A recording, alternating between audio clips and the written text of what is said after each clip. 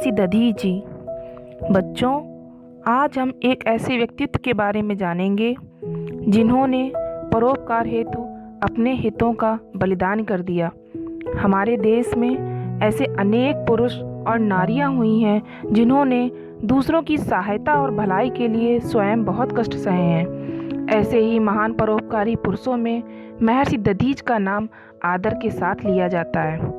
महर्षि दधीचि नैमिषारण्य सीतापुर उत्तर प्रदेश के घने जंगलों के मध्य आश्रम बनाकर रहते थे। उन्हीं दिनों देवताओं और असुरों में लड़ाई छिड़ गई। देवताओं के हार जाने का अर्थ था असुरों का राज स्थापित हो जाना। वे पूरी शक्ति से लड़ रहे थे। देवताओं ने असुरों को हराने के लिए अनेक प्रयत्न किए किंतु सफल नहीं हुए।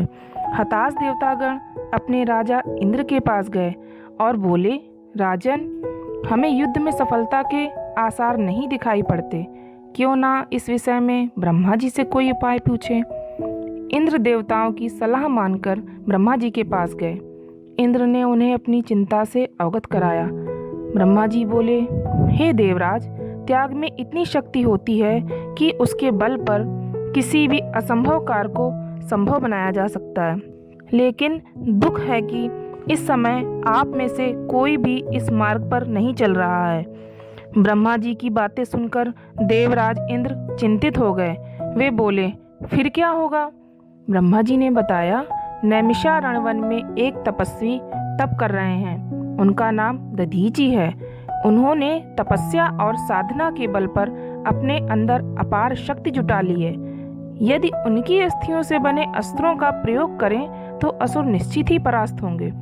इंद्र ने कहा, किंतु वे तो जीवित हैं, उनकी अस्थियां भला हमें कैसे मिल सकती हैं? ब्रह्मा जी ने कहा, मेरे पास जो उपाय था मैंने आपको बता दिया। से समस्याओं का समाधान स्वयं दधीचि कर सकते हैं। देवराज इंद्र झिझकते हुए महर्षि दधीच के आश्रम पहुँचे। महर्षि उस समय ध्यानावस्था में थे। इंद्र उनके सामने हाथ जोड़कर याचक की मुद्रा में खड़े हो गए। ध्यान भंग होने पर उन्होंने इंद्र को बैठने के लिए कहा।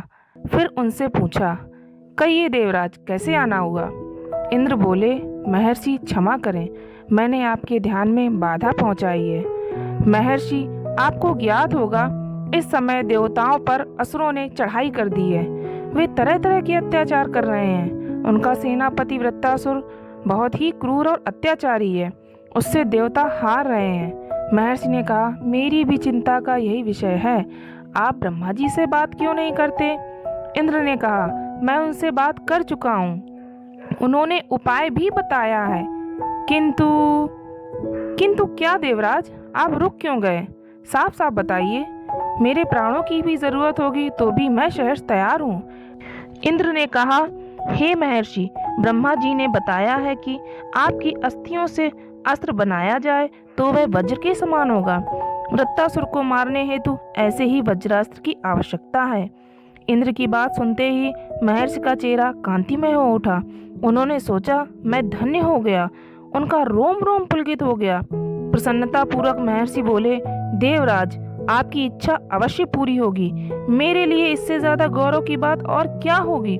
आप निश्चय ही मेरी अस्थियों से वज्र बनवाएं और असुरों का विनाश कर चारों ओर शांति स्थापित करें। दधीचि ने ध्यानावस्था में अपने नेत्र बंद कर लिए। उन्होंने योग बल से अपने प्राणों को शरीर से अलग कर लिया। उनका शरीर निर्जीव हो गया। देवराज इंद्र आदर से उनके मृत शरीर को प्रणाम कर अपने साथ ले आए।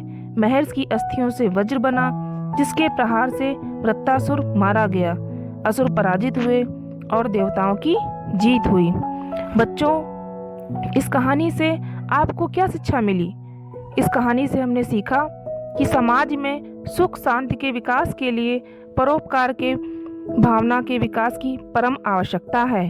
सच ही कहा गया है, परहित सरिस धर्म नहीं भाई, अर्थात परोपकार के समान कोई धर्म नहीं है। ऐसी ही एक नई कहानी के साथ बच्चों आपसे फिर मिलेंगे। तब तक के लिए स्वस्थ रहें और सीखते रहें। धन्यवाद।